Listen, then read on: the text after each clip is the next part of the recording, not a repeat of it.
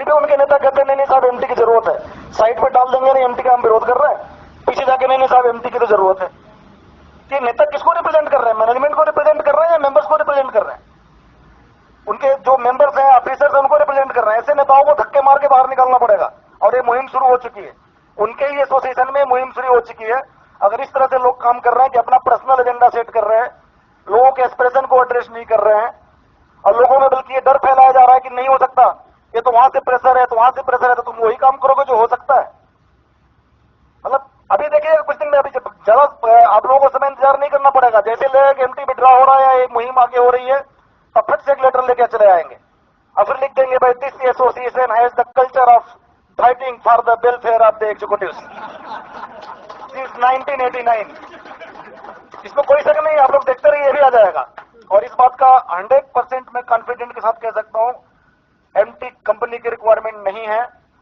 आज का हमारा मैनेजमेंट उस डायरेक्शन में नहीं सोचता।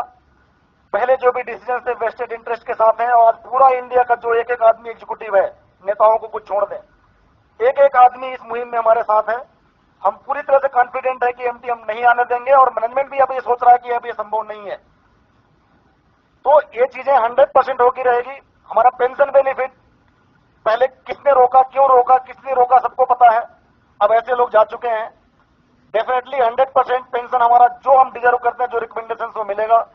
वर्षों से लोगों की डीपीसी पोस्टें खाली है, रिक्रूटमेंट पे स्केल दे रहे हैं, प्रमोशन नहीं दे रहे हैं, बोलते हैं कोर्ट में है।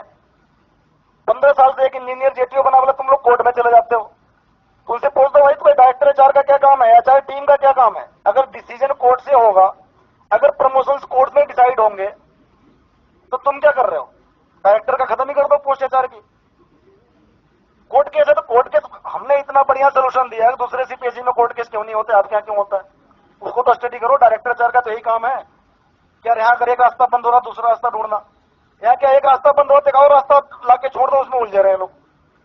एक और कैडर भर्ती कर लो ताकि वो भी आके लड़ते रहे यहाँ पे। तो कायदे से या तो एचआर टीम खत्म कर देना चाहिए, डायरेक्टर एचआर की पोस्ट ही खत्म कर देना चाहिए। भाई कोर्ट में जाओ और हाँ, एक कैट का एक ब्रांच स्पेशली यही खोल देना चाहिए, 3-4 जज अपॉइंटमेंट कर देना चाहिए। सारे डिसीजन नहीं होगा, फटाफट डिसीजन भी होगा। जब स्पेशली यही का देखेगा तो सब फटाफट डिसीजन भी होगा। और मेरे समझ में नहीं आता कि कोर्ट जब डिसाइड कर सकता है, जिसको बीएसएनएल के वर्किंग से कोई लेना देना नहीं है, तुम्हारे डायरेक्टर एचआर क्यों नहीं डिसाइड कर सकता चीजें? छोटे छोटे मैटर पे, ईपीएफ के मैटर पे क्या बोला कोर्ट ने, हाई कोर्ट ने, कि बीएसएनएल को आना ही नहीं चाहिए अपील के लिए। एक ऐसी बेशर्मी है, ईपीएफ के मैटर के लिए तुम कोर्ट में चले हैं। तो एक डिसीजन नहीं है, लोगों का कोर्ट का सहारा लेके अपने पर्सनल एजेंडा को सेट करके चलाना है। ये अब हमें समझना पड़ेगा। सिस्टम भी चेंज हो रहा है, मैनेजमेंट भी चेंज हो रहा है, और जिस वेस्टेड इंटरेस्ट के साथ काम कर रहे थे वजह भी चेंज हो रही है, इसमें कोई शक नहीं। सिर्फ सारे हमारे जो प्रमोशंस या इश्यूज रुके थे, मात्र एक चीज को लेके, आईटीएस के डेपुटेशन को लेके चलता रहा था। और वो मेरे ख्याल से सिचुएशन चेंज हो रही है, डेपुटेशन भी ऑलमोस्ट खत्म हो गया, इनको 2016 में फाइनल डिसीजन लेना पड़ेगा। तो हमें थोड़ा सा प्रेशर लगाना है। पहले के जो डिसीजन हैं इतनी आसानी से एज इट इज रिवर्ट नहीं होंगे। कहीं न कहीं एक अनरेस्ट की भावना पैदा करनी पड़ेगी। कहीं न कहीं इस कंपनी में जो नया मैनेजमेंट है उसको बताना पड़ेगा कि जिस रास्ते पे पहले का मैनेजमेंट चल रहा है वो इतना आसान रास्ता नहीं है, आप अपना रास्ता चेंज करिए।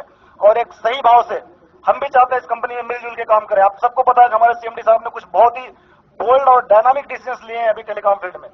लोगों के परसेप्शन भी चेंज हो रहे हैं बीएसएनएल के प्रति। जो लोग बीएसएनएल से बात नहीं करना चाहते थे, अब वो एक मार्केट लीडर की तरह देखना शुरू किए हैं। चाहे फ्री नाइट अनलिमिटेड कॉल हो, चाहे 15 जून से अपना ऑल इंडिया रोमिंग फ्री हो। तो कहीं न कहीं लोगों के दिमाग में बीएसएनएल के प्रति वापस एक सिंपैथी जगी है। हमने सीएमडी से भी रिक्वेस्ट किया, साहब हमें शांति से काम करने दो, हमें पीस ऑफ माइंड दो, हम आपके इस मुहिम में जुड़ सकें। आप ये मत कहो कि बीएसएनएल को देखो, अपना पे, कैरियर और प्रमोशन भूल जाओ। 3 चीजें आप हमारी आप देखो और बाकी आपकी पॉलिसी हम देखेंगे। आपका जो भी डिसीजन होगा उसको हम इंप्लीमेंट करेंगे। ये डिटेल डिस्कशन सारा हुआ है और